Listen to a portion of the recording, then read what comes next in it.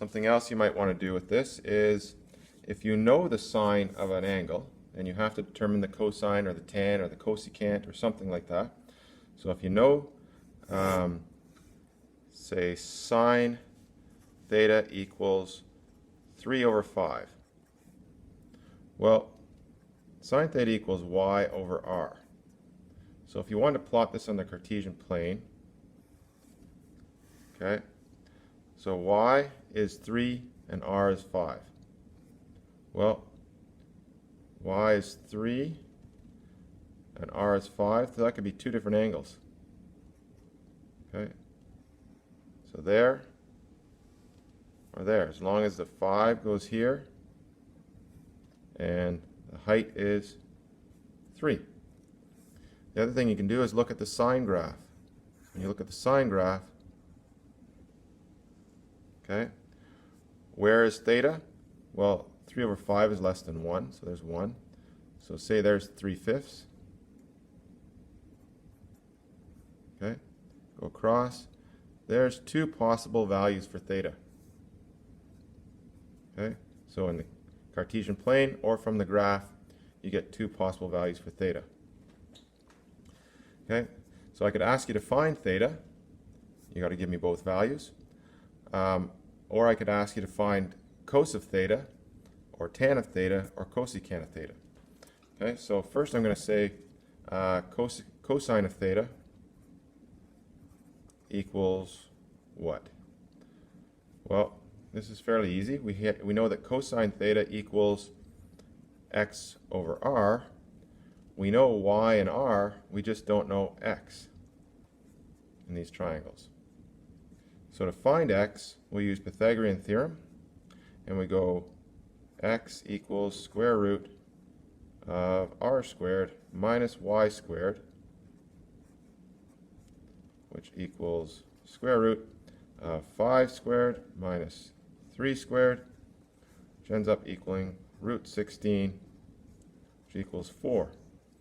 So x equals 4 in this, so there's 4 and negative 4. So cos theta ends up equaling plus or minus 4 over 5. 4 and negative 4 over 5. Okay. If I want to find out what theta is, well, I'm going to find out what sine inverse of 3/5 is, and that's only going to give me this angle in here, the related acute angle. So even if that was negative, change it to a positive to find out what the related acute angle is. Okay, so theta r for related acute is going to be sine inverse of 3/5. Okay, and sine inverse of 3/5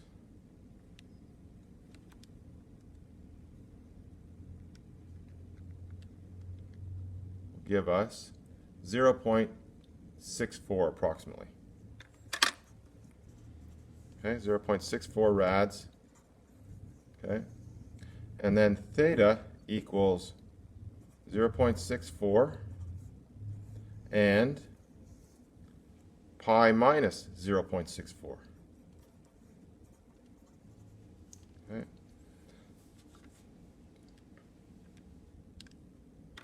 which equals 0.64 and 2.49 about. Okay, so that would be our two angles that we would get from that.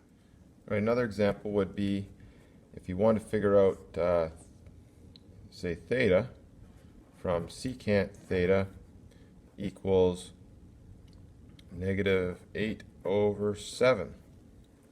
Okay, so secant is the reciprocal of cos, so right away you want to change that to what cos theta is so that you can figure it out, because your calculator probably doesn't have a secant button. So cos theta would then equal negative 7 over 8. And when you look at this on the Cartesian plane, cos is negative in these two quadrants.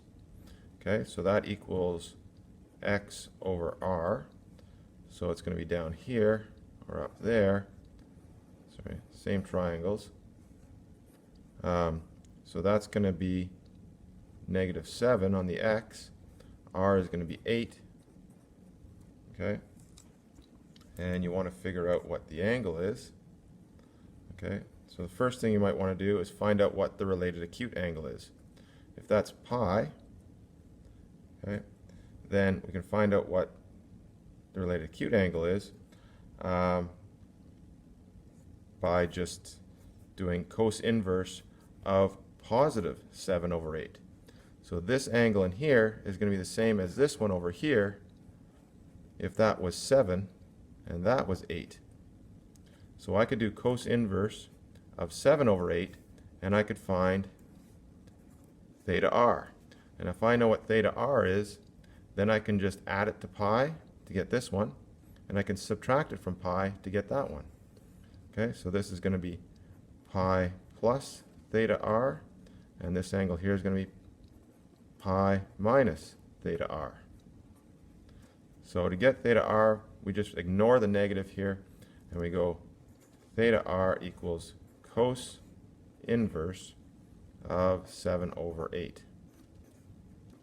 And on the calculator, that should give you approximately 0.505.